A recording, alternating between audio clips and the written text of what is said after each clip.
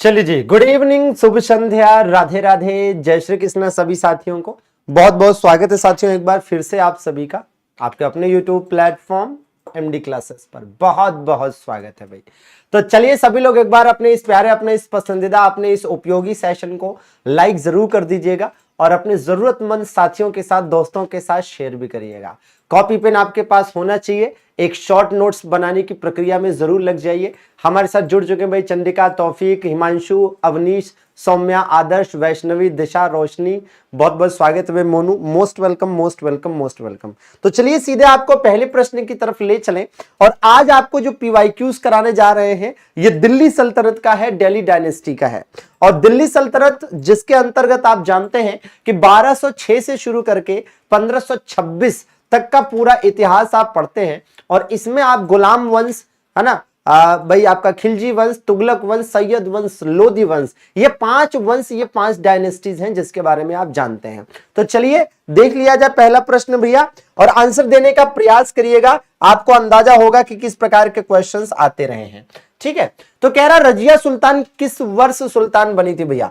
तो रजिया सुल्तान 1236 में साथियों, इसका शासनकाल 1236 से 1240 तक था। ठीक है, 1236 से 1240 तक था। ठीक है ना। और एकदम अगर हम रजिया सुल्तान की बात करें तो इसे साथियों दिल्ली की पहली महिला शासिका माना जाता है। ठीक है, अगर आपसे कहा जाए दिल्ली की पहली महिला शासिका, दिल्ली की पहली महिला शासिका, तो बिल्कुल आपको याद करने की जरूरत है। और अगर हम साथियों महिला शासिकाओं की बात करें तो आइए जरा, अपना पढ़ने पढ़ाने का अंदाज थोड़ा अलग है। तो अगर हम महिला शासिकाओं की बात करें तो महिला शासिकाओं में साथियों एक नाम आता है प्रभावती गुप्ता का। ठीक है ना, प्रभावती गुप्ता का साथियों एक नाम आता है। इसी प्रकार साथियों एक नाम आता है किसका? रुद्रमा देवी का। किसका भैया? रुद्रमा देवी का साथियों। इसी प्रकार से एक नाम आता है किसका भाई? रानी दुर्गावती का, रानी दुर्गावती का साथियों। तो बताइएगा कहां की रानी थी साथियों? और इसी प्रकार से एक नाम आता है चांद बीबी का। तो बताइएगा चांद बीबी क्यों इंपॉर्टेंट है? और एक नाम आता है साथियों इसी प्रकार से नायिका देवी का। किसका साथियों? नायिका देवी का। और एक नाम और यहां पर मेंशन करूंगा और वो है साथियों किसका? ताराबाई का। किसका भैया? ताराबाई का। तो भारतीय इतिहास की प्रमुख महिला शासिकाएं जो आप अभी अपनी स्क्रीन पर देख पा रहे हैं, आइए जरा इनके बारे में जान लिया जाए। प्रभावती गुप्ता साथियों क्या है? इन्हें भारत की पहली महिला शासिका कहा जाता है। भारत के किसी भी क्षेत्र की पहली महिला शासिका कहा जाता है। और ये किस क्षेत्र की महिला शासिका थी जरा याद करिए जरा। हाँ जी, ये किस क्षेत्र की पहली महिला शासिका थी भैया? ठीक है, तो एग्जैक्टली इनका जो राज था साथियों ये वाकाटक वंश पर था। वाकाटक वंश, वाकाटक डायनेस्टी साथियों, जो कि आज के हिसाब से कहां मिल जाएगी? महाराष्ट्र में मिल जाएगी। ठीक है ना। रुद्रमा देवी की अगर हम बात करें तो ये साथियों काकतीय वंश से संबंधित थी। और काकतीय वंश साथियों कहां पर था? काकतीय वंश साथियों आज के हिसाब से तेलंगाना वाला क्षेत्र था, जिसकी राजधानी क्या हुआ करती थी? इसकी राजधानी साथियों क्या हुआ करती थी? इसकी राजधानी वारंगल हुआ करती थी। क्या? वारंगल साथियों इसकी राजधानी हुआ करती थी। ठीक बात है ना। इसी प्रकार से अगर आप देखें रानी दुर्गावती की बात करें तो यह साथियों कहां की शासिका थी? गोंडवाना की शासिका थी। कहां की भैया? गोंडवाना की रानी थी साथियों। गोंडवाना जिसकी राजधानी क्या हुआ करती थी? गोंडवाना जिसकी राजधानी हुआ करती थी मंडला। गोंडवाना जिसकी राजधानी हुआ करती थी मंडला दोस्तों। ठीक है ना। और इसी प्रकार से चांद बीबी साथियों कहां की शासिका थी? अहमदनगर की। और इसमें एक बात और है जो गौर करने वाली है, और वो ये साथियों कि ये दोनों ही किसके समकालीन थे?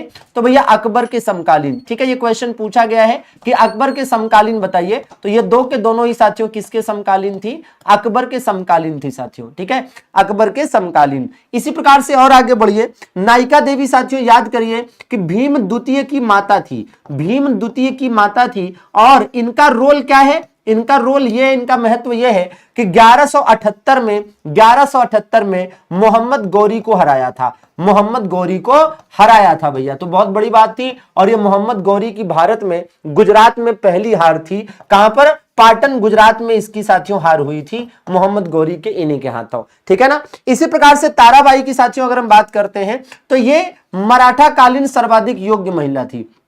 मराठा कालीन सर्वाधिक योग्य महिला थी। ठीक है, मराठा कालीन सर्वाधिक योग्य महिला थी। राजा राम की मृत्यु के बाद, ठीक है, राजा राम की मृत्यु के बाद ये शासक बनी थी साथियों। और शासिका क्या थी, ये दरअसल में अपने बेटे की, अपने पुत्र की संरक्षिका थी। जिस समय इनका शासन चलता था एक तरह से, उस समय जो वास्तव में छत्रपति थे वो शिवाजी द्वितीय थे। कौन थे भैया? शिवाजी द्वितीय की माता थी ये। तो अभी आप अपनी स्क्रीन पर क्या देख पा रहे हैं? अभी आप अपनी स्क्रीन पर साथियों देख पा रहे हैं कि भारत के इतिहास की जितनी भी इंपॉर्टेंट महिला शासिकाएं हैं वो हमने आपको एक जगह पर बता दिया है। अब आप खुद ही कमेंट करके बताइएगा कि क्या इस कंटेंट में दम है, वाकई में इस कंटेंट को, इस क्लास को देखकर आपको दिल से आवाज आती है कि हां इस बार सिलेक्शन मिल जाएगा, क्योंकि बहुत सटीक और सही जानकारियां मिल रही हैं और सही जगह पढ़ रहा हूं, एकदम सही। ठीक है ना? तो क्या आप इसका नोट्स बना रहे हैं? शॉर्ट नोट्स बिल्कुल बनाते चलिएगा, प्रयास करिएगा कि एक एक पॉइंट आपके दिमाग में रहे।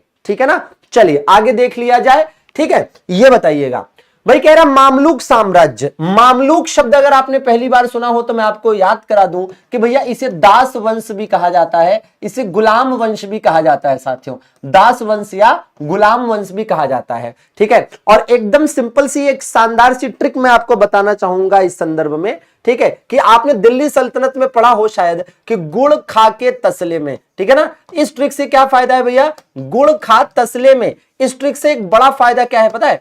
इस ट्रिक से एक बड़ा फायदा है कि आपको सीक्वेंस पता चल जाता है विभिन्न वंशों का। ठीक है ना? जैसे ये ट्रिक आप देख रहे हैं, इस ट्रिक से क्या हो जाएगा भाई? गुड़ से हो जाएगा गुलाम वंश, तो पहले गुलाम वंश आया, फिर इसके बाद साथियों ख से क्या हो जाएगा? खिलजी वंश, फिर खिलजी वंश आया। इसके बाद साथियों त से क्या हो जाएगा? तुगलक वंश, तो फिर तुगलक वंश आया। इसके बाद साथियों स से क्या हो जाएगा? सैयद वंश, तो फिर सैयद वंश आया। फिर ल से हो जाएगा दोस्तों लोधी वंश, फिर लोधी वंश आया। और लास्ट में म से क्या हो जाएगा? मुगल वंश हो जाएगा। क्या हो जाएगा? मुगल वंश हो जाएगा। ठीक बात है ना?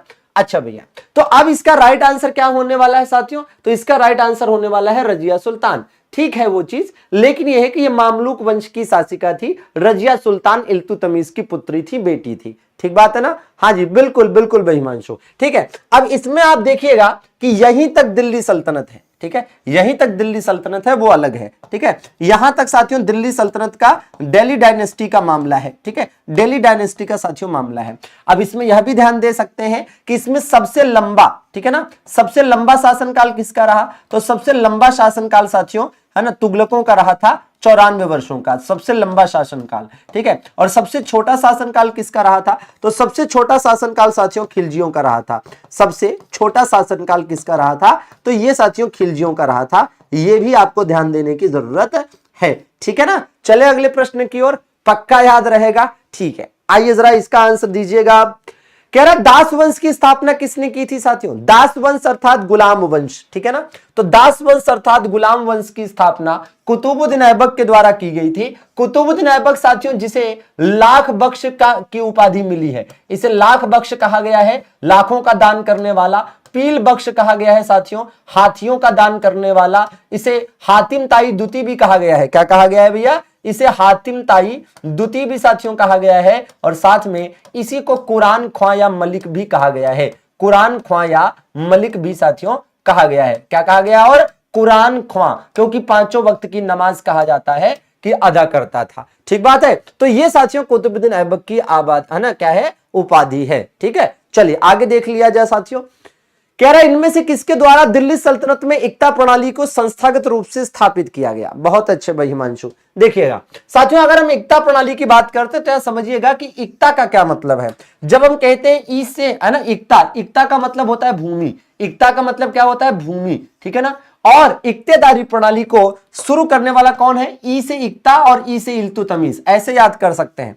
ई से इक्ता और ई से इल्तुतमिश, ऐसे भी दोस्तों आप याद कर सकते हैं। और जरा ध्यान दीजिएगा, गौर करिएगा कि इक्तेदारी प्रणाली का मतलब यह हो गया कि जो अधिकारी होते थे, जो विभिन्न पदाधिकारी थे, उन्हें काम के बदले में पेमेंट कैश में न देकर उन्हें भूमि दी जाती थी, कोई क्षेत्र दिया जाता था। जैसे मान लीजिए कल को आपकी नौकरी मिल जाए और सरकार कहे कि ये लो 4 बीघा तुम्हारा, ये 4 बीघा खेत तुम्हारा हो गया, यही तुम्हारी जीवन भर की पेमेंट है, अब क्या करो? इसी से कमाओ खाओ, तुम्हें कोई और पेमेंट नहीं देंगे। ठीक है ना? हाँ जी, तो इसको कहते हैं साथियों इक्तादारी प्रणाली। फिर आप देखेंगे कि नगदी, ठीक है, नगद वेतन देना किसने शुरू किया? तो साथियों नगद वेतन की शुरुआत किसने की थी? नगद वेतन देने की प्रथा किसने शुरू की थी? नगद वेतन देने की प्रथा किसने स्टार्ट करी थी, याद है ना? तो भैया ये स्टार्ट करी थी अलाउद्दीन खिलजी ने। किसने साथियों?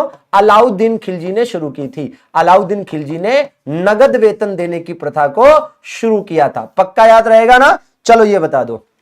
बहुत बढ़िया। क्या कह रहा है भैया? कह रहा है साथियों आमिर उल खयाल एक अरबी उपाधि है जिसका अनुवाद सामान्यतः कमांडर ऑफ द फेथफुल या लीडर ऑफ द फेथफुल के रूप में किया जाता है। निम्नलिखित में से किसे यह उपाधि सबसे पहले प्रदान की गई थी? इसमें से किसे उपाधि दी गई थी साथियों? तो याद करिए, यह उपाधि दी गई थी मलिक जमालुद्दीन याकूत को। और यह मलिक जमालुद्दीन याकूत साथियों याद करिए, यह अबिसीनियाई था। क्या था भैया? अबिसीनियाई दास था, ठीक है ना? अबिसीनियन दास था या अबिसीनिया का रहने वाला था, ठीक है, अबिसीनियाई था साथियों। और किसके समय की बात है? रजिया सुल्तान के समय की बात है जब इसकी बात आई थी। और याद होगा आपको, ये वही मलिक जमालुद्दीन याकूत है जिसके साथ रजिया सुल्तान के प्रेम प्रसंग का मामला जुड़ा और इसी ने रजिया सुल्तान के करियर को बर्बाद कर दिया, ठीक है ना? हाँ जी, इसी की वजह से रजिया सुल्तान का करियर बर्बाद हुआ। मलिक जमालुद्दीन याकूत को आमिर ए आखूर के पद पर नियुक्त किया गया था। आमिर ए आखूर का पद दिया था रजिया सुल्तान ने। और आमिर ए आखूर का मतलब क्या होता है? आमिर ए आखूर का मतलब होता है घोड़ों का जो अस्तबल होता है उसका प्रमुख, ठीक है ना? चलिए आगे देख लिया जाए। तो बिल्कुल एज इट इज आपको ध्यान रखना है कि आमिर उल खयाल या कमांडर ऑफ द फेथफुल या लीडर ऑफ द फेथफुल की उपाधि मलिक जमालुद्दीन याकूत को दी गई थी, ठीक है, रजिया सुल्तान के समय में। ये बताइए, हाँ, रजिया सुल्तान का प्रेमी। चलिए ये बताइएगा जरा, और सभी के आंसर आने चाहिए ताबड़तोड़ अंदाज में। सेशन को लाइक जरूर कर दीजिएगा, है ना? लाइक का 13 शतक पूरा होना है, 3 और लाइक बाकी है, तो जरा दौड़ाएंगे और लाइक करके बताएंगे। सल्तनत शासक गियासुद्दीन बलबन।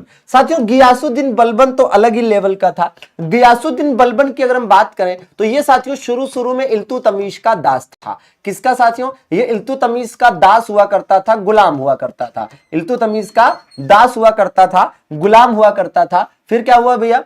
हम देखेंगे कि भाई इसने राजत्व का दैवी सिद्धांत दिया। राजत्व का इसने दैवी सिद्धांत दिया क्योंकि यह लंबे समय तक गुलाम के रूप में रहा। तो जब यह सुल्तान बना, राजा बना, तो लोगों ने इसे एक सुल्तान के रूप में स्वीकार नहीं किया। इसीलिए इसने कहा कि धरती पर राजा ही प्रजा के लिए सब कुछ है ना? ईश्वर के बाद धरती पर। अब देखिए ना, इसके द्वारा जो उपाधियां धारण की गई, इससे अंदाजा आपको लग जाएगा। इसने जो उपाधियां धारण की, इसने अपने आप को क्या कहा? राजत्व का दैवी सिद्धांत, मतलब राजा की तुलना ईश्वर से करी। इसने कहा कि राजा क्या है? राजा साथियों कहा इसने कि यह नियाबत खुदाई है, नियाबत खुदाई है ना? मतलब ईश्वर का प्रतिनिधि है। और जिल्ले इलाही है, मतलब ईश्वर की छाया है। जिल्ले इलाही है मतलब ईश्वर की छाया है। तो इस बात का ध्यान दीजिएगा कि इसने क्या कहा?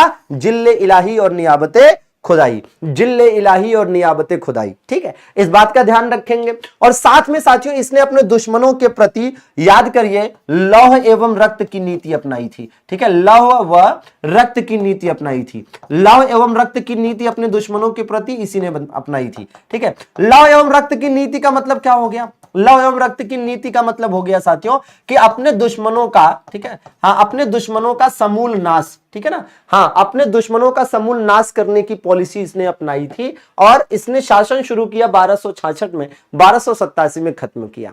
इसने कोई साम्राज्य विस्तार तो नहीं किया साथियों, लेकिन यह है कि इसने दरबारी अनुशासन लागू किया था। ठीक बात है। चलिए आगे देख लिया जाए। बिल्कुल आपको इसको याद करना चाहिए, ठीक है। बलबन जिसे कभी वास्तव में वजीर की जरूरत नहीं थी। चलिए फटाफट बताएंगे भैया, बहुत बढ़िया भाई तौफीक। चलिए क्या कह रहा है भैया? कह रहा है इनमें से किसने मृत्यु, किसकी मृत्यु? चौगान। चौगान का मतलब साथियों क्या हो गया? चौगान का मतलब हो गया पोलो, ठीक है ना।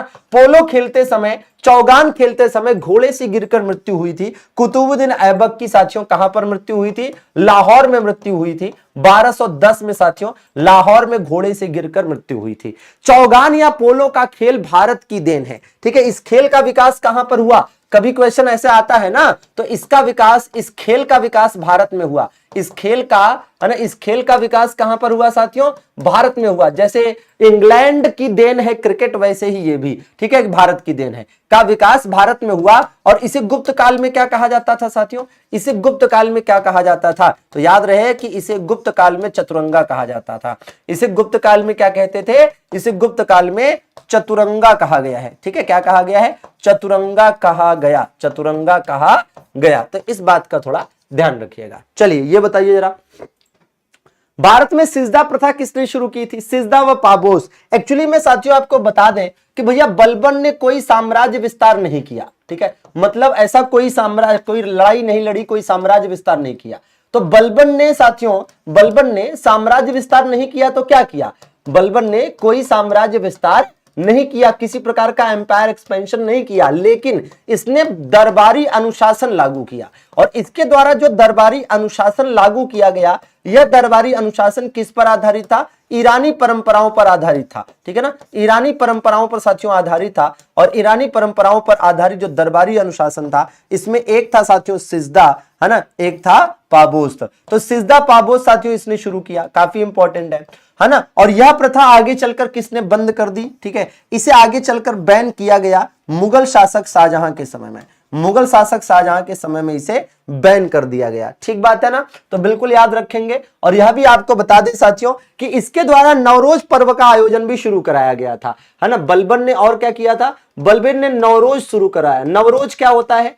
पारसी लोगों के द्वारा, जैसे पारसी लोगों के द्वारा नए साल के पहले दिन मनाया जाने वाला जो त्योहार है वो नवरोज है साथियों। नवरोज इसने शुरू किया था। आगे चलकर इस नवरोज को किसने बैन कर दिया? तो साथियों औरंगजेब ने इसको बैन किया था। किसने? औरंगजेब ने इसको बैन किया था। ठीक है ना, औरंगजेब ने इसको बैन किया था जो नवरोज था। ठीक है, फिलहाल इसको ध्यान दीजिएगा। अब आप सोचेंगे सिजदा व पाबोस क्या है? तो आप यूं समझिए कि जैसे इस प्रकार से कुछ दरबार में हाजिर होना, ठीक है ना, हाँ, इस प्रकार से हुजूर आला करते हुए दरबार में हाजिर होना और साष्टांग प्रणाम जैसे किया जाता है वैसे ही झुक कर, ठीक है, राजा के कदमों को चूमना, इसको कहते हैं सिजदा और पाबोस। ठीक है ना, चलिए आगे देख लिया जाए भैया।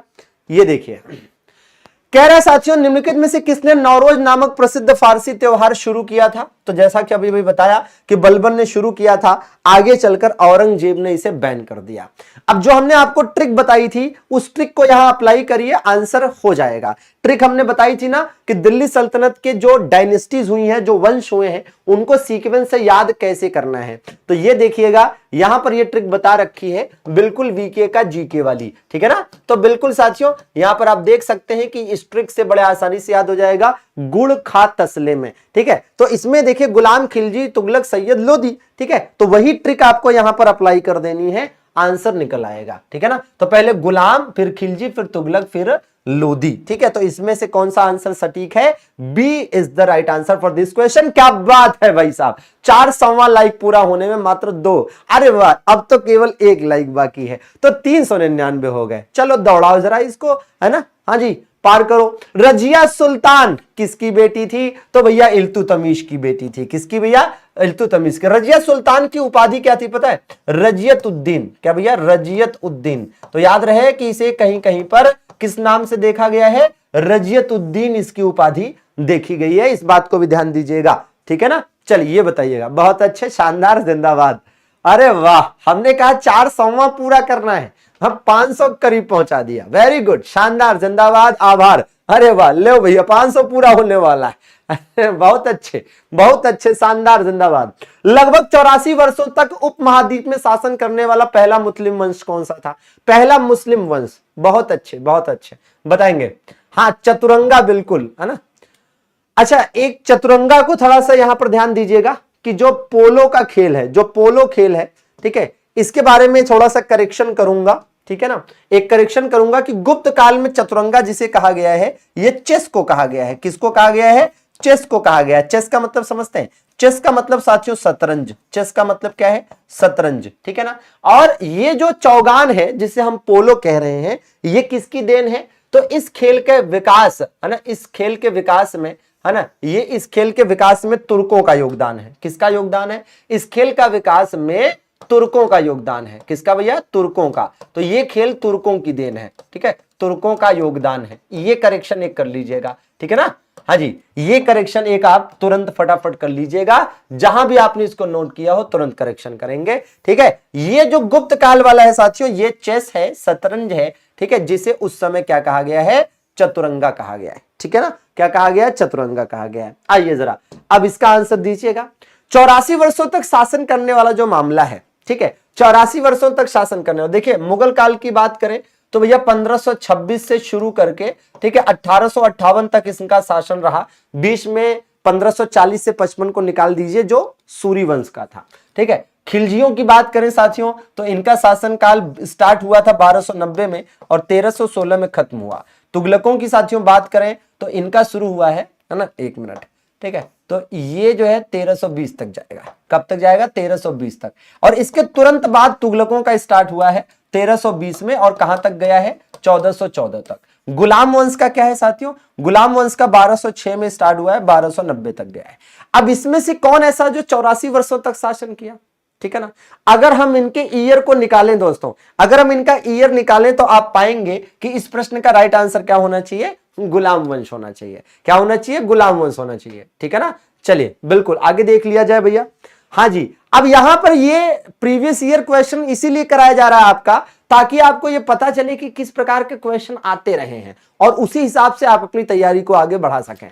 ठीक है, चलिए रिहला नाम की किताब आप सब जानते हैं कि किसने लिखी थी भैया, तो रिहला नाम की किताब साथियों इब्न बतूता ने लिखी। इब्न बतूता साथियों मोरक्को का रहने वाला था। मोरक्को साथियों कहां पड़ता है, मोरक्को अफ्रीका में पड़ता है, इसकी राजधानी रबात है। ठीक है ना, किसके समय में भारत आया था, मोहम्मद बिन तुगलक के समय आया था। किसके समय में, मोहम्मद बिन तुगलक के समय में साथियों यह भारत आया था। और तो और भाई जब इब्न बतूता भारत आया तो मोहम्मद बिन तुगलक ने क्या किया पता है, इसे दिल्ली का काजी बनाया। इसे क्या बना दिया, दिल्ली का काजी बनाया। ठीक है ना, इसे क्या बनाया, दिल्ली का काजी बनाया। तो एक बात तो ये दिमाग में रखिए कि इसे दिल्ली का काजी बनाया। और दूसरा क्या किया पता है, दूसरा साथियों इसे राजदूत बनाकर चीन भेज दिया। मोहम्मद बिन तुगलक अलग लेवल का बकलोल है, मोहम्मद बिन तुगलक की अलग लेवल की बकलोली है। ठीक है ना, मोहम्मद बिन तुगलक की अलग लेवल की यहां बकलोली चल गई कि भैया राजदूत बनाकर चीन भेज दिया, राजदूत बनाकर चीन भेजा। ठीक है ना, हाँ जी बताइए, इसको भारत में कोई नहीं मिल रहा था, इसको राजदूत बनाकर चीन भेज दिया। गजब की कहानी है। खैर चलिए, इब्न बतूता की किताब रिहला जरूर याद रखिएगा। रिहला भी कह सकते हैं या रेहला कह सकते हैं, रिहला या रेहला दोनों ही कह सकते हैं। ठीक है भैया, चलिए अगले प्रश्न की तरफ चले। बढ़िया, जिंदाबाद, शानदार। तो आओ फिर ये बताओ, हाँ जी भाई कौन कह रहा है? हाँ, वैसे भी मोहम्मद बिन तुगलक को पागल, स्वप्नशील, रक्त पिपासु शासक कहा जाता है। ठीक है ना, हाँ पागल, स्वप्नशील, रक्त पिपासु कहा जाता है। चलिए बताइए भाई। हाँ जी, रुचि, ममता, शुभी बताएंगे भाई, ज्योति, हिमांशु, सोनम बताओ भाई। कह रहा है कौन सा शासक कुतुब मीनार के निकट अलाई दरवाजा बनवाना चाहता था, अलाई मीनार। तो देखो अलाई तो ऐसे ही कनेक्ट हो जाएगा, अलाई जैसे अलाई वैसे अलाउद्दीन खिलजी। अलाई अलाउद्दीन खिलजी काफी मिलता जुलता वर्ड है, तो उसी से आपका आराम से याद रहेगा, कोई ऐसी दिक्कत की बात नहीं है।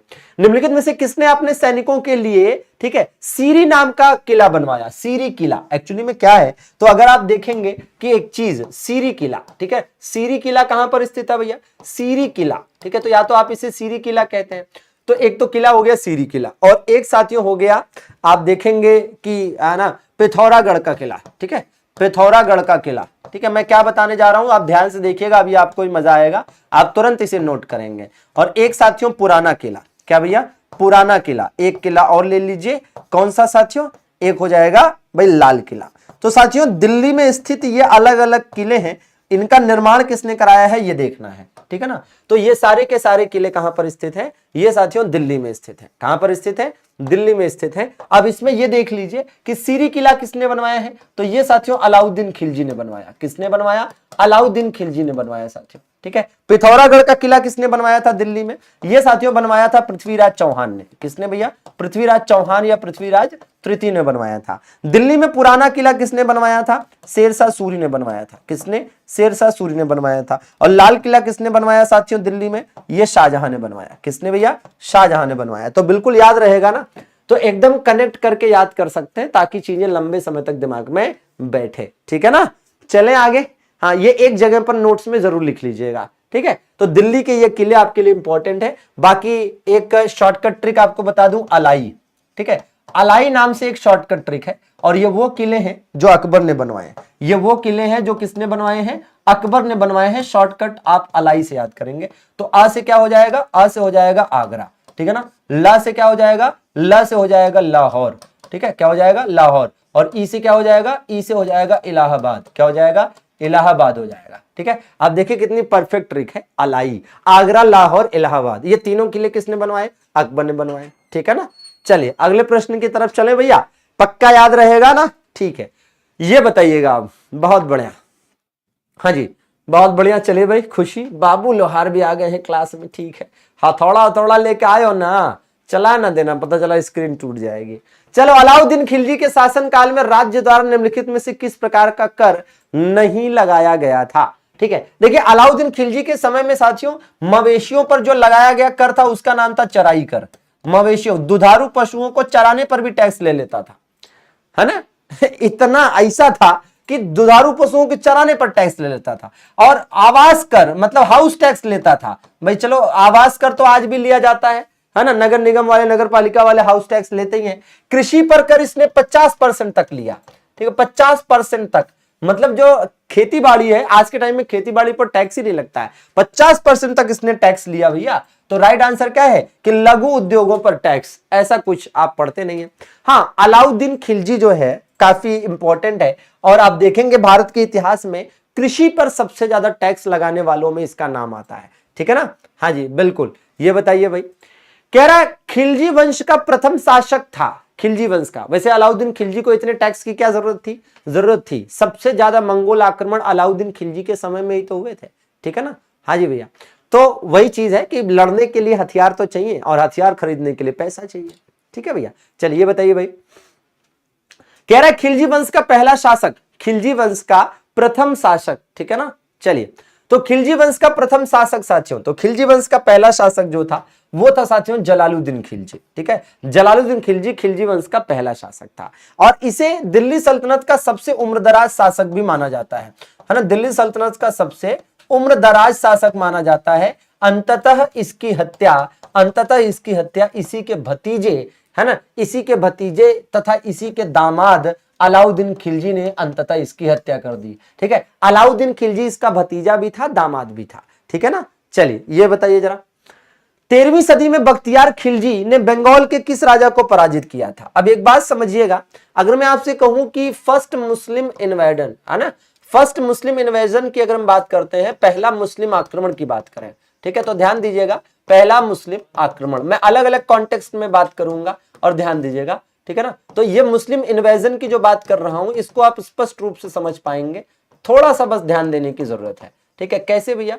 जैसे मान लीजिए एक बात मैं आपसे कहूं कि भाई भारत पर पहला मुस्लिम आक्रमण, ठीक है ना। फिर एक बात मैं आपसे कहूं कि दक्षिण भारत पर पहला मुस्लिम आक्रमण। फिर एक बात मैं आपसे कहूं कि बिहार और बंगाल पर, बिहार व बंगाल पर पहला मुस्लिम आक्रमण, ठीक है ना। तो ये आप यहां पर देख पाएंगे, तो देखिएगा जरा, तो हाँ जी ध्यान से। अब इसमें आप देखेंगे भाई भारत पर पहला मुस्लिम आक्रमण जो है वो मोहम्मद बिन कासिम ने किया था। किसने किया था? मोहम्मद बिन कासिम ने किया था। दक्षिण भारत पर पहला किसने किया था? अलाउद्दीन खिलजी ने किया था। किसने भैया? अलाउद्दीन खिलजी ने किया था, ठीक है। और बिहार व बंगाल पर किसने किया था? बख्तियार खिलजी ने किया था। किसने भैया? बख्तियार खिलजी ने किया था, ठीक है। अब इसमें होता क्या है कि अगर हम ईयर वाइज चलें थोड़ा सा, ठीक है, तो आप पाएंगे कि भाई ये वाला आक्रमण 712 ईस्वी में हुआ था, 712 ईस्वी में। ये वाला आक्रमण साथियों 1296 ईस्वी में हुआ था, ठीक है। और ये वाला आक्रमण 1200 ईस्वी के आसपास माना जाता है, 1200 ईस्वी के आसपास माना जाता है, ठीक है ना। ये वाला जो आक्रमण है ये किस पर हुआ था? ये सिंध पर हुआ था। किस पर हुआ था? ये सिंध पर आक्रमण हुआ था, ठीक है, सिंध पर आक्रमण हुआ था ये वाला। और सिंध पर जब आक्रमण हुआ था तो वहां का राजा कौन था? दाहिर राजा था। और ये वाला जो आक्रमण हुआ था ये किस पर हुआ था? देवगिरी पर हुआ था। और उस समय देवगिरी का राजा कौन था भैया? रामचंद्र देव था। कौन था? रामचंद्र देव था, ठीक है ना। और इसी प्रकार से ये वाला आक्रमण कहां पर हुआ था? तो ये भैया हुआ था, ठीक है, जो अगर हम बात करते हैं बिहार शरीफ, ठीक है, किस पर हुआ था? बिहार शरीफ पर यह आक्रमण सबसे पहले हुआ था, ठीक है। और उस समय बंगाल में आप देखेंगे, बंगाल और बिहार के क्षेत्र, काफी क्षेत्र एक ही में हुआ करते थे और सेन वंश का शासन वहां पर हुआ करता था। ठीक है, सेन वंश का शासन वहां पर हुआ करता था। ठीक है, तो ये तीनों ही चीजें आप एक जगह पर याद कर सकते हैं, बिहार व बंगाल पर, दक्षिण भारत पर और यहां पर भारत पर। ठीक है ना, तो ये तीनों ही याद करना है और इस शॉर्ट नोट्स को भी अपनी है ना कॉपी में लिख लीजिएगा, नोट कर लीजिएगा भैया। ठीक है ना, बिल्कुल। अच्छा भैया, क्या नाम आपका? कुमार गणित। हाँ, झूठ बोलने की बड़ी आदत हमारी पुरानी है। ठीक है, एक बार ईश्वर ने कहा कि बेटा झूठ बोलते हो, इतना इतना झूठ बोलते हो, क्या करना चाहते हो? तुम्हें भारत रत्न दिला दे। हमने कहा बस महाराज, इसीलिए तो बोलता हूं कि इतना झूठ बुलवा दो कि एक दिन भारत रत्न मिल जाए, कम से कम इस क्षेत्र में भी भारत रत्न मिल जाए। हैं, चलो तो थोड़ा और झूठ बोल लेने दो जब तक भारत रत्न ना मिल जाए इस मामले में। ठीक है, चलो देखा जाए भैया। बहुत बढ़िया, शानदार। भाई साहब, आरोप लगाने वालों की एकदम बिल्कुल झड़ी लग जाती है कभी कभी तो है। भाई साहब कह रहे हैं गुरुजी आप कहते हैं टेलीग्राम पीडीएफ मिलेगा, देते ही नहीं है, झूठ बोलते हैं।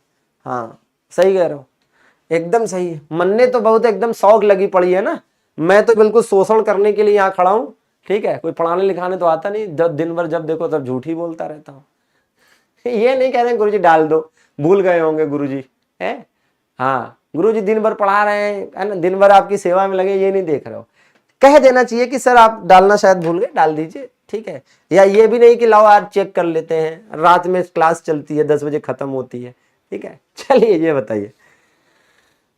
चलिए भैया, तो क्या कह रहा है, किसके शासनकाल के दौरान निर्मित बेगमपुरी मस्जिद दिल्ली में उनकी नई राजधानी जहांपनाह की प्रमुख मस्जिद थी? चलिए फटाफट बताने का प्रयास करेंगे, कभी कभी है ना।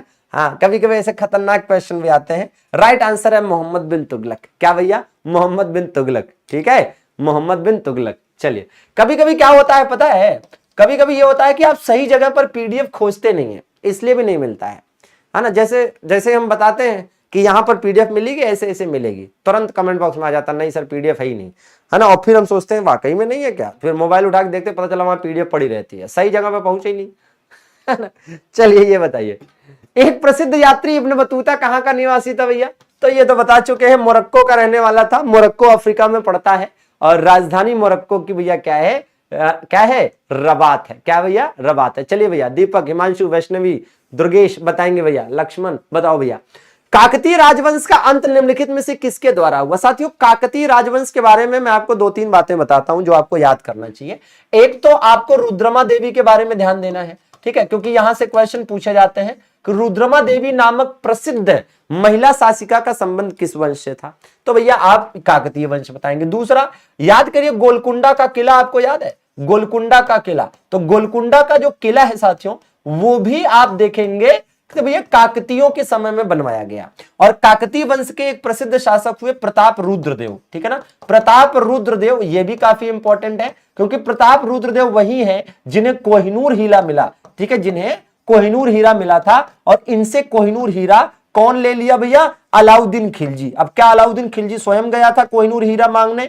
नहीं, स्वयं नहीं गया था, बल्कि अपने कमांडर को भेजा था आक्रमण करने के लिए। और उस कमांडर का नाम आप जानते हैं, मलिक काफूर था। क्या नाम था भैया? मलिक काफूर था, जो इन्हें आक्रमण करता है और ये लेकर आता है। ठीक है भैया, तो बिल्कुल याद करना है। राइट आंसर क्या है? दिल्ली सल्तनत। और अब एक बात का और ध्यान दीजिएगा कि बात है साथियों 1323 की। 1323 में मोहम्मद बिन तुगलक ने इस पर अधिकार कर लिया था। मोहम्मद बिन तुगलक का इस पर अधिकार हो गया। तो इस बात का ध्यान देंगे कि भैया मोहम्मद बिन तुगलक का इस पर अधिकार हुआ अंततः कब?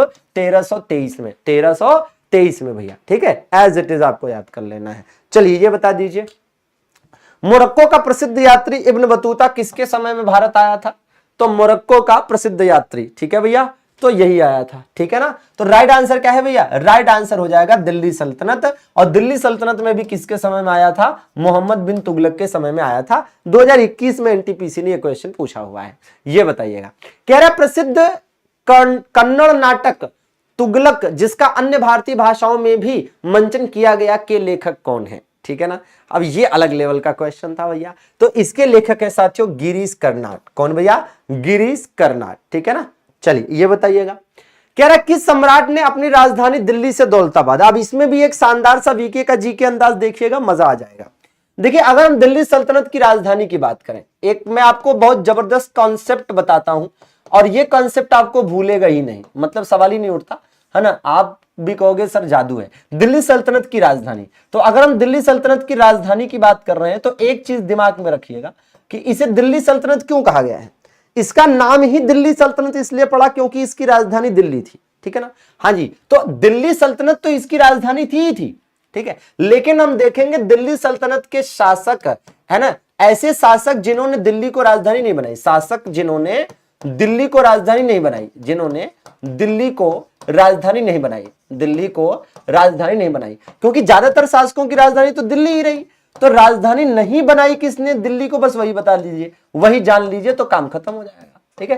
हाँ जी, तो शासक जिन्होंने दिल्ली को राजधानी नहीं बनाई। अब जरा ध्यान से समझिएगा, क्या भाई, याद करिए, कुतुबुद्दीन ऐबक, कुतुबुद्दीन ऐबक ने राजधानी दिल्ली नहीं बनाई थी ना, कुतुबुद्दीन ऐबक ने दिल्ली को राजधानी नहीं बनाया था, इसकी राजधानी क्या थी, लाहौर। क्या थी इसकी राजधानी, लाहौर। ऐसे एक याद करिए किलोखरी, ठीक है ना भाई, किलोखरी को राजधानी बनाने वाला कौन था, जलालुद्दीन खिलजी। जलालुद्दीन खिलजी कौन भैया, जलालुद्दीन खिलजी खिलजी वंश का संस्थापक है। इसने कुछ समय के लिए किलोखरी को राजधानी बना रखी थी। खैर आज के हिसाब से तो किलोखरी दिल्ली में ही पड़ता है, कुछ समय के लिए किलोखरी को राजधानी बनाई। इसी प्रकार से आगे चलकर मोहम्मद बिन तुगलक आपको मिलेगा, इसने कुछ समय के लिए राजधानी देवगिरी या दौलताबाद को बनाई, देवगिरी या दौलताबाद को कुछ समय के लिए इसने राजधानी बनाई थी, ठीक है, फिर वापस से दिल्ली राजधानी लाया।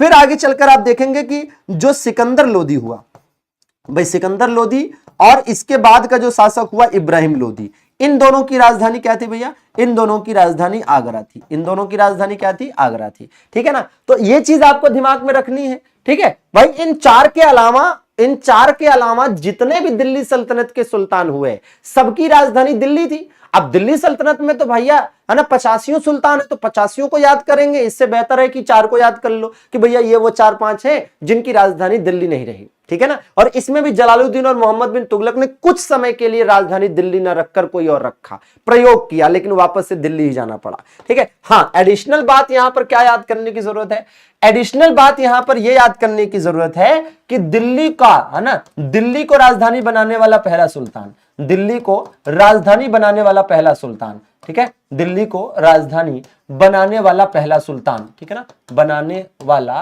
पहला सुल्तान। तो जब इस तरह से क्वेश्चन आएगा तब आपका आंसर क्या हो जाएगा, तब भैया आपका आंसर हो जाएगा क्या, तब हो जाएगा साथियों इसका आंसर इल्तुतमिश, ठीक है। और इसी वजह से कहा जाता है, इसी वजह से कई बार क्वेश्चन पूछा जाता है क्या, कि दिल्ली का पहला सुल्तान कौन, तो दिल्ली का पहला सुल्तान इल्तुतमिश, दिल्ली का पहला सुल्तान कौन, इल्तुतमिश, ठीक है ना। चलिए, अच्छा भैया राहुल कुछ नहीं बेटा, केवल टेलीग्राम पर जाकर सर्च कर लेना एमडी क्लासेस ऑफिशियल, ठीक है, टेलीग्राम चैनल मिल जाएगा। लेकिन इस क्लास की जो पीडीएफ है वो सारी एप्लीकेशन पर जा रही है, ठीक है ना। एप्लीकेशन पर पीडीएफ इसलिए दे रहे हैं ताकि सीक्वेंस से आपको मिल जाए, ठीक है ना। हाँ, सीक्वेंस से आपको मिल जाए। सीक्वेंस से मतलब यह है कि कुल मिलाकर आप देखेंगे कि भाई पुरानी क्लासेस जो हैं वो भी पीडीएफ एक जगह पर मिल जाएगा, नई वाली का भी मिल जाएगा, तो आपको टेंशन नहीं होगी, ठीक है ना। हाँ चलिए, एकाक कोई गलती से मिस हुई हो तो यहाँ का जो हेल्पलाइन नंबर है उस पर मैसेज डाल दीजिएगा, ठीक है, तो उसको देख लिया जाएगा कि, है ना, अवेलेबल करा दिया जाए। बाकी हम पूरा प्रयास करते हैं कि हमारी तरफ से कोई कोर कसर ना छूटे, फिर भी कहीं अगर कुछ कमी रह जाया करे तो समझा करिए कि यार इंसान हम भी हैं, कभी कभार जो है कुछ चीजें भूल जाती हैं, स्किप हो जाती हैं या मिस हो जाती हैं, या ठीक है टेक्निकल चीजें हैं, ऑनलाइन चीजें हैं, डिजिटल चीजें हैं, कभी कोई फाइल करप्ट भी हो जाती है तो नहीं मिल पाता है, ठीक है भैया। चलिए आगे देख लिया जाए। अच्छा, मेरा टेलीग्राम खोज रहे हो तो भैया विशाल सर एमडी क्लासेस सर्च कर लेना राहुल, ठीक है। हाँ, विशाल सर एमडी क्लासेस। चलिए ये बताइए, 14वीं शताब्दी के दौरान भारत में किसने सोने व चांदी की नियमित मुद्राओं के स्थान पर सस्ती धातुओं की मुद्राएं चलाई, और कहा जाता है कि भैया सांकेतिक मुद्रा का पहली बार प्रचलन किया और पिट गया, ठीक है ना। चलिए जरा ध्यान दीजिएगा, ठीक है, कोई बात नहीं, आप जरा ध्यान देंगे तो इसका राइट आंसर हो जाएगा मोहम्मद बिन तुगलक, ठीक है ना। तो सांकेतिक मुद्रा क्या होती है, सांकेतिक मुद्रा टोकन करेंसी। भैया आज की डेट में हमारे आपके पास जो पैसा है ये भी तो सांकेतिक मुद्रा ही है। हमारे आपके पास मान लीजिए 500 का नोट है, अब हम आपके पास है ना 500 रुपए का नोट है, तो वो क्या है, वो सांकेतिक मुद्रा ही तो है। और उसका आप नियम जानते हैं कि भैया आरबीआई के पास एक जो भाई जो सोना रखा हुआ है या फिर जो और गारंटी पेपर और चीजें हैं, बॉन्ड है, उनका वो जितना रखे रहते हैं, न्यूनतम जो उनका एक कोष है, उसी के आधार पर उतने ही लिमिट में वो नोट छाप सकते हैं, ठीक है ना, तो वो चीज आपको ध्यान रखने की जरूरत है। ठीक है, चलिए ये बताइएगा जरा। कह रहा फुतुहात फिरोज शाही, ये गजब की बात है भैया। फुतुहात फिरोज शाही क्या है पता है? फुतुहात फिरोज शाही मात्र 32 पेज की किताब है, मात्र 32 पेज की। और 32 पेज की ये किताब क्या है पता है? ये आत्मकथा है साथियों। क्या है ये आत्मकथा है। किसकी आत्मकथा है? फिरोज शाह तुगलक की आत्मकथा है। सोच के देखिए कि इस बंदे ने 32 पेज में क्या लिखा होगा, है ना। इस बंदे ने 32 पेज में क्या लिखा होगा, है ना। हाँ, अब देखिए एक और आपको मैं बता दूं, ऐसी ये किताब है जिसका नाम है तारीख ए फिरोज शाही। क्या नाम भैया? तारीख ए फिरोज शाही एक किताब का नाम है। क्या भैया? तारीख ए फिरोज शाही। क्या? तारीख ए फिरोज शाही।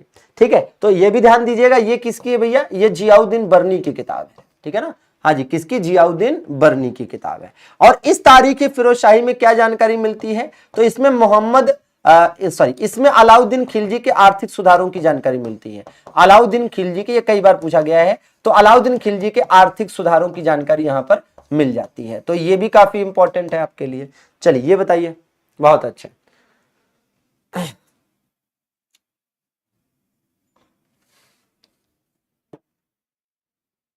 चलिए फटाफट बताएंगे जोरदार तरीके से। ठीक है, कह रहा साथियों आगरा शहर किसने बसाया था? तो आगरा शहर को बसाया गया था 1504 में। कब बसाया गया था भैया? आगरा शहर को साथियों 1504 में बसाया गया था सिकंदर लोदी के द्वारा। और इसे साथियों सिकंदर लोदी ने 1506 में अपनी राजधानी बनाई थी। 1506 में साथियों क्या करी? इसे अपनी राजधानी बनाई। ठीक है ना, तो इस बात को ध्यान रखेंगे। और आगरा शहर क्यों बसाया गया था? तो राजस्थान के राजपूत शासकों पर नियंत्रण रखने के उद्देश्य से इसे बसाया गया था। ठीक है ना। लोधी वंश का संस्थापक कौन था साथियों? तो लोधी वंश का संस्थापक बकलोल लोधी था। कौन था भैया?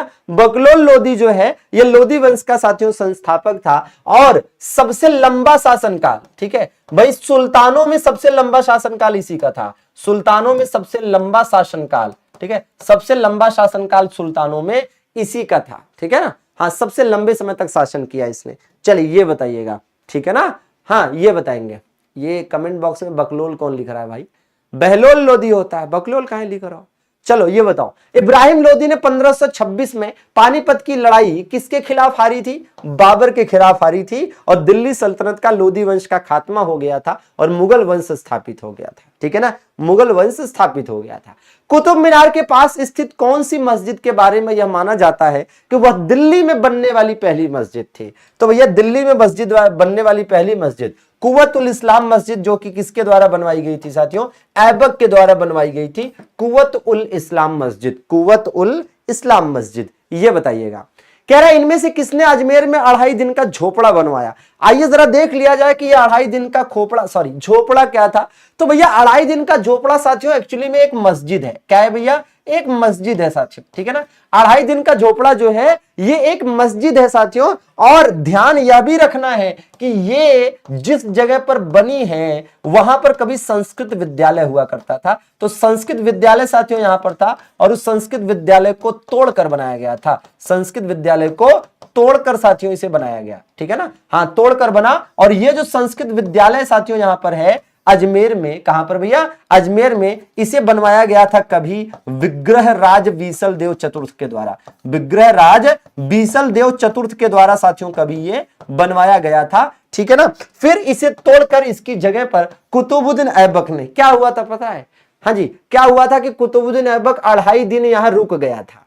तो इसके, है ना, भक्तों ने उसी जगह पर मस्जिद बनवा दी। तो ये हुआ कि भैया ये क्या तरीका है? 2.5 दिन रुके तो उसका नाम है 2.5 दिन का झोपड़ा हो गया। चलिए बाकी अच्छी बात है, ये बताएंगे। कुतुब मीनार जो दुनिया की सबसे ऊंची, है ना, आइए जरा मैं आपको कुतुब मीनार, है ना, बनाकर दिखाता हूं। मतलब बनी तो है ही, यहां पर बना के दिखाता हूं। बाकी अगर आपको कुतुब मीनार देखनी हो, ठीक है ना, तो आपको दिल्ली जाना होगा। तो ये है भैया कुतुब मीनार, ये कुतुब मीनार की डिजाइन है, मतलब चित्र है। ठीक है, पता चला आप यही कुतुब मीनार समझ लो। ठीक है, तो भैया देखो 1 मंजिल, 2 मंजिल, 3 मंजिल, 4 मंजिल और 5 मंजिल। ठीक है ना, तो पहली, दूसरी, तीसरी, कितनी मंजिल है? 4 मंजिलें हैं। ठीक है ना, हाँ। अब देखिए तो 4 मंजिलें हैं साथियों। अब इन 4 मंजिलों में आप देखेंगे पहली मंजिल किसने बनवाई थी? ऐबक ने बनवाई थी। बाकी की ये जो 3 मंजिलें हैं साथियों ये किसने बनवाई? ये इल्तुतमिश ने बनवाई। ठीक है, आगे चलकर बिजली गिरी, है ना, इस पे गिरी, उस पे गिरी और चौथे पे गिर पड़ी। तो फिर चौथे की मरम्मत किसने कराई? इस चौथे की मरम्मत और 5वीं मंजिल का निर्माण कराने वाला कौन सा शासक हुआ? मोहम्मद फिरोज तुगलक, ठीक है ना, मोहम्मद फिरोज तुगलक साथियों। और ये जो बनी मस्जिद ना, ये जो मस्जिद बनी साथियों, ये किसकी याद में बनी है पता है? ये सूफी संत कुतुबुद्दीन बख्तियार काकी की याद में बनी है। कुतुबुद्दीन बख्तियार काकी, चाची नहीं काकी, बख्तियार काकी की याद में बनी है, ठीक है ना। तो बख्तियार काकी की याद में साथियों ये बनी है, ठीक है, इस बात का ध्यान दीजिएगा। तो राइट आंसर क्या हो जाएगा भैया? कुतुब मीनार को कुतुबुद्दीन ऐबक ने बनवाया था, ठीक है। और आगे चलकर अगर कभी आपसे कहे कि इसका निर्माण पूरा किसने कराया, तब आपको इल्तुतमिश बताना पड़ेगा, ठीक बात है ना। चलिए, हाँ बहुत बढ़िया, ठीक है। ये बताइए जरा, अढ़ाई दिन का झोपड़ा कहां स्थित है? तो बता चुके हैं कि अढ़ाई दिन का झोपड़ा कहां पर है भैया? अजमेर में स्थित है अढ़ाई दिन का झोपड़ा। इसी अजमेर में साथियों आपको मेयो कॉलेज भी मिल जाएगा, यहीं पर पुष्कर मंदिर मिल जाएगा, पुष्कर झील मिल जाएगी, और अजमेर तो फिर अजमेर है, ठीक है। हाँ जी, ये बताइए, बिल्कुल सारा सेशन को लाइक करते चलिएगा। 7 लाइक केवल बाकी है, 700वां लाइक पूरा होने में। तो 7 धुरंधर कौन है? दौड़ाइए भैया जरा। भारतीय इस्लामी शिल्पकला जो कुतुब मीनार एवं अलाई दरवाजा जैसे स्मारकों में दृष्टिगोचर होती है, ये कब बनी थी? दिल्ली सल्तनत के दौरान बनी थी, है ना, तो पहले से आपको पता है ना। किसने? जिल्ले इलाही। तो स्वयं को जिल्ले इलाही मतलब ईश्वर की छाया, और नियाबते खुदाई मतलब ईश्वर का प्रतिनिधि किसने कहा, है ना। नियाबते खुदाई और है ना, जिल्ले इलाही और नियाबते खुदाई स्वयं को किसने कहा था?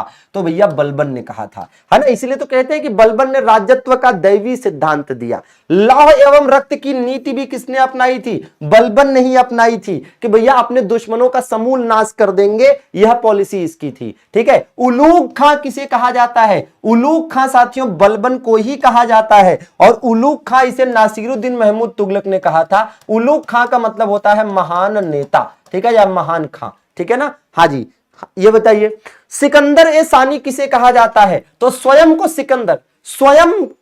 सिकंदर जैसा विश्व विजेता बनाना चाहता था कौन? अलाउद्दीन खिलजी। इसलिए इसने अपने आप को सिकंदर ए सानी कहा, सिकंदर द्वितीय कहा, और सिकंदर की तरह इसने कई सारे कमांडर्स, कई सारे सेनापति रखे थे, ठीक है ना। चलिए, ये बताइएगा, तुगलक वंश का संस्थापक कौन था? तो तुगलक वंश का संस्थापक साथियों था गयासुद्दीन तुगलक, जिसे गाजी मलिक भी कहा जाता है। इसने 29 बार मंगोलों को हराया था, 29 बार मंगोलों को हराया था। और साथियों यह भी ध्यान रखिएगा कि यह सुल्तान बनने से पहले सीमा रक्षक के पद पर तैनात था अलाउद्दीन खिलजी के समय में। यह बताइए, इब्न बतूता ने कौन सी किताब लिखी थी भैया? तो रहला किताब लिखी थी। कौन सी? रहला। अर्थशास्त्र चाणक्य ने लिखी, सीयू की वेनसांग ने लिखी, और दक्षिण भारत तो कोई ऐसी किताब नहीं, ठीक है। तो विश्वास बैच पर आपका विश्वास जारी है, आपकी अच्छी हो रही तैयारी है, अब की जीत की बारी है, बेरोजगारी पर होगा प्रहार लगातार दमदार। तो चलिए भाई, यहां पर आज का सेशन खत्म करते हैं, और आपको बता दूं फिर से कि भैया पीडीएफ कहां से मिलेगा, ठीक है। और पीडीएफ देखो मिलेगा एप्लीकेशन पर फ्री ऑफ कॉस्ट। कैसे? प्ले स्टोर पर जाना है, MD classes official app download कर लेना है। प्ले स्टोर से MD classes official app download कर लीजिए, नाम नंबर डालकर रजिस्टर करिए, फिर ऐप को ओपन करिए। तो यहां पर आपको क्लास नोट्स पीडीएफ का ऑप्शन दिखेगा, इस पर क्लिक करिए, आपको पहचान सीरीज दिख जाएगी, वहां पर नए पुराने सारे पीडीएफ्स मिल जाएंगे, ठीक है ना। चलिए भैया, ठीक है, बिल्कुल। अच्छा, तारीख फिरोज शाही नाम की किताब है, तो अलाउद्दीन खिलजी के बारे में क्यों बताया है? कोई दिक्कत नहीं है भाई, तारीख फिरोज शाही उसने अपनी किताब का नाम रखा है ना, तो भैया उसमें फिरोज शाह के बारे में भी बताया, लेकिन अलाउद्दीन खिलजी के आर्थिक सुधारों का विस्तार से चर्चा कर दी। क्या समस्या है? ठीक है ना। चलिए, बहुत बहुत शुक्रिया आप सभी का जुड़ने के लिए, ठीक है। बाकी लाइक तो है ना कर ही दीजिएगा, इसी बहाने आप चेक करते रहेंगे कि लाइक वाला बटन काम कर रहा है कि नहीं, ठीक है। कमेंट करके बताइएगा कि आपको सेशन कैसा लगा। और कल मुगल वंश पढ़ेंगे कल 4 बजे वाली क्लास में। बाबर, अकबर, हुमायूं, जहांगीर, फलाना ढिमकाना सब कवर करने का प्रयास करेंगे। तो चलिए मिलते हैं कल। बहुत बहुत शुक्रिया, धन्यवाद, thank you very much, good night, शुभ रात्रि। आरआरबी एनटीपीसी 2024 की संपूर्ण तैयारी के लिए एमडी क्लासेस लेकर आ चुका है विश्वास बैच, और इस बैच में हम वो सारी खास बातें करने वाले हैं जिसके थ्रू अगर आप बिगिनर हैं या एवरेज हैं तो आसानी से सिलेक्शन ले सकते हैं। इस बैच में हम लाइव क्लासेस के साथ जो बोर्ड वाली पीडीएफ होगी वो भी आपको मिलेगी, और टीचर के द्वारा लिखे गए आपको नोट्स भी देखने को मिलेंगे। साथ ही साथ पहली बार आपको ऐसा देखने को मिल रहा होगा कि एक दिन में जितनी क्लासेज होंगी, जितनी चीजें आपको पढ़ाई जाती हैं, उसके हिसाब से आपको 10 क्वेश्चन क्विज के रूप में भी दिए जाते हैं, जिससे आप ये समझ पाते हैं कि परीक्षा में यहाँ से कैसे प्रश्न बन सकते हैं। और इतनी सारी चीजें विश्वास बैच की आपको सिर्फ और सिर्फ मिल रहा होगा मात्र 699 रुपए में। तो देर किस बात की, अभी डाउनलोड करिए एमडी क्लासेस का ऑफिशियल ऐप, रजिस्ट्रेशन कर लीजिए, पेड कोर्स वाले सेक्शन में जाइए और अपने विश्वास बैच को चुनिए और बिना किसी कूपन कोड के आप इसको सिर्फ 699 रुपए में ज्वाइन हो सकते हैं। अगर आप जितना लेट कर रहे होंगे, क्लासेस का बर्डन उतना ही बढ़ता जाएगा और आप उतना ही पीछे होते जाएंगे। मान लीजिए कोई भी समस्या परेशानी आ गई तो दिए गए नंबरों पर कॉल या व्हाट्सएप जरूर करिएगा। धन्यवाद बच्चों, शुक्रिया। आरआरबी एनटीपीसी 2024 की संपूर्ण तैयारी के लिए एमडी क्लासेस लेकर आ चुका है विश्वास बैच, और इस बैच में हम वो सारी खास बातें करने वाले हैं जिसके थ्रू अगर आप बिगिनर हैं या एवरेज हैं तो आसानी से सिलेक्शन ले सकते हैं। इस बैच में हम लाइव क्लासेस के साथ जो बोर्ड वाली पीडीएफ होगी वो भी आपको मिलेगी और टीचर के द्वारा लिखे गए आपको नोट्स भी देखने को मिलेंगे। साथ ही साथ पहली बार आपको ऐसा देखने को मिल रहा होगा कि एक दिन में जितनी क्लासेज होंगी, जितनी चीजें आपको पढ़ाई जाती हैं, उसके हिसाब से आपको 10 क्वेश्चन क्विज के रूप में भी दिए जाते हैं, जिससे आप ये समझ पाते हैं कि परीक्षा में यहाँ से कैसे प्रश्न बन सकते हैं। और इतनी सारी चीजें विश्वास बैच की आपको सिर्फ और सिर्फ मिल रहा होगा मात्र 699 रुपए में। तो देर किस बात की, अभी डाउनलोड करिए एमडी क्लासेस का ऑफिशियल ऐप, रजिस्ट्रेशन कर लीजिए, पेड कोर्स वाले सेक्शन में जाइए और अपने विश्वास बैच को चुनिए और बिना किसी कूपन कोड के आप इसको सिर्फ 699 रुपए में ज्वाइन हो सकते हैं। अगर आप जितना लेट कर रहे होंगे, क्लासेस का बर्डन उतना ही बढ़ता जाएगा और आप उतना ही पीछे होते जाएंगे। मान लीजिए कोई भी समस्या परेशानी आ गई तो दिए गए नंबरों पर कॉल या व्हाट्सएप जरूर करिएगा।